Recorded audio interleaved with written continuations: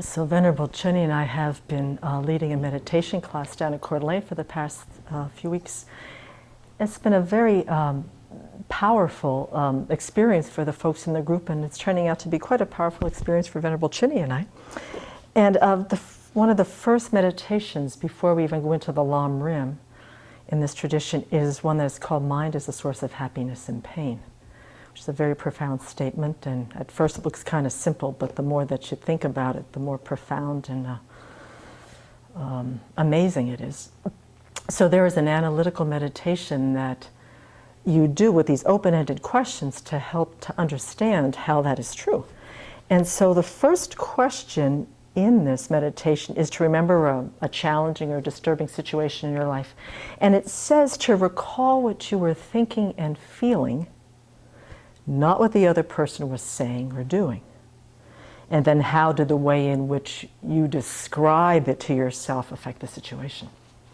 So I've been thinking a lot about this week and realizing that I have sometimes quite a bit of difficulty to find exactly how I'm feeling and thinking about a situation, because I've got so much of the story about what's going on the outside of myself, describing that that's the reason why I'm happy, that's the reason that I'm suffering.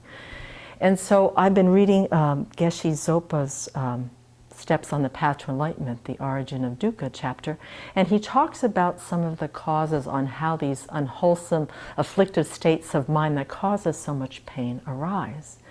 And so for me to try to get to the place where I can get down into what's the real essence of the feelings and how I'm experiencing it, separated from all the commentary and the story that's going on. And so there are 6 causes, and I just wanted to run a few of them by today because it's been very helpful. The first one is, one of the main cause is this subtle propensity. So inside of all of our mind streams are these karmic seeds or potentialities, and they sit there dormant maybe for years, for days, maybe for lifetimes, and there needs some other causes and conditions to arise to actually have these propensities come to the surface, sort of like you've got a seed in our mind streams, but you need soil and moisture and such. So, because sometimes I have these really strong reactions to situations and I can't figure out like what's going on that's causing such a strong reaction. And so what I'm beginning to see is that I have these seeds within my mind stream, and depending on the second important cause, which is that the object that's out there, which maybe has some similar threads of history or conditioning, or they have, there's particular personalities, or the object is something that has been in your life before. So the object out there for me, sometimes it comes up and automatically the seeds just arise because there's so much familiarity with certain situations that I've had in this life, and I have a default mode. When this happens and this person does something, this is my reaction. And it's all about them, and it's all about what they're doing.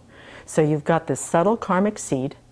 The object is something that is sort of one of the fertilizers or the soil.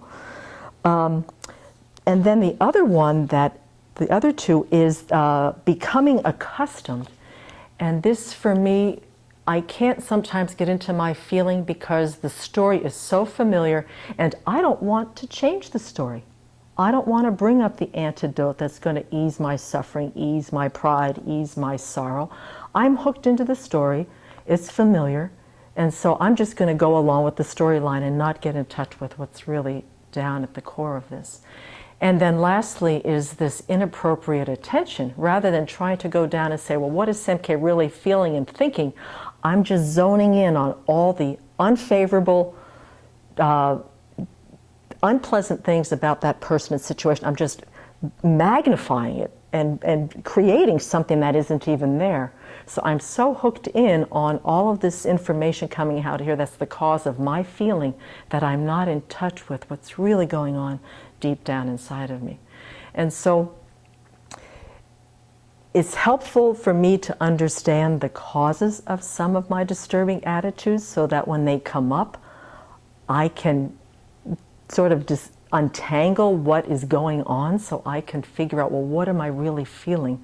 What am I really thinking? And what is it that I need in that situation? What do I need in that circumstance? What do I need from that person? Rather than all of this incredible implode of thoughts and feelings and what they did and what they said and how come and it's not fair, is that I get lost. And then I can't really be there for that situation and person because I'm making up some sort of story. So in this class, it's been beautiful because people are really understanding that they want to find out how they really are feeling about the things in their lives. And they're beginning to recognize the stories. This has happened before. This is what always seems to come up for me when this dynamic happens. And to sort of watch these wonderful people who don't even have the tools of the Dharma understanding, they're making the connection with how important it is to get in touch with your own feelings rather than getting hooked into the story. And so it's been really inspiring to just see, I don't know, it's just whether it's this particular class or maybe the time of the world, but people really want tools to work with their minds. They really want to get connected to their own sense of goodness and honesty and compassion, and that there's all this stuff in the way, all this false stories in the way. And to see them really have this sense of open-heartedness and asking some great questions on how do I get there? How do I get these tools so I can have some peace in my mind? And me with my peaceful mind, by extension, then I can start to bring some peace perhaps into the situations themselves. So it's been a very fruitful time.